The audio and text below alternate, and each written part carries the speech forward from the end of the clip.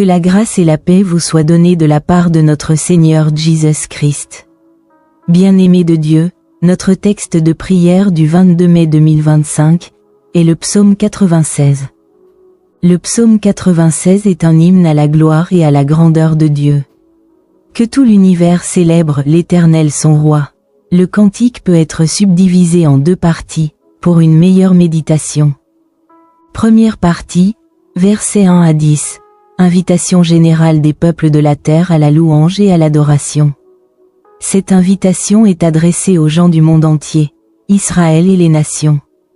Les circonstances demandent un cantique nouveau, et les Juifs considèrent le cantique nouveau comme appartenant au jour du Messie, c'est-à-dire au temps de l'autorité du Fils de l'homme.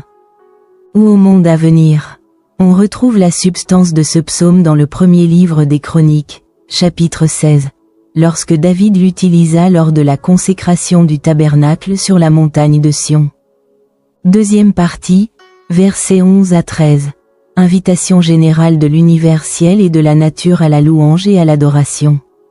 Après l'invitation des peuples de la terre dans la première strophe. L'invitation est maintenant étendue à l'univers ciel et à la nature.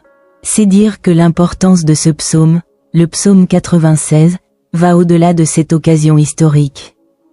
Puisque ce cantique anticipe le jour où toutes les nations du monde loueront le Seigneur, y compris la création tout entière. Ce cantique exprime aussi la joie qui remplira la terre et le ciel lorsque le Messie y exercera son autorité depuis la Jérusalem céleste. Une fois que nous avions pris connaissance du contenu de ce psaume, quelle application pouvons-nous faire à notre vie? Ce qu'il y a lieu de savoir, c'est que la louange et l'adoration sont des moments d'exaltation du Dieu créateur. Fervent lecteur des saintes écritures que je suis, je dois faire de la louange et de l'adoration des prières favorites. Disons Amen.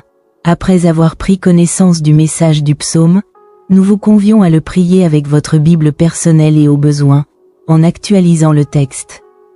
C'est-à-dire en priant avec vos propres mots. Le texte de la Bible ne doit être qu'un support pour vous inspirer du contenu et de son message. Likez, commentez et surtout abonnez-vous pour continuer à bénéficier de nos partages.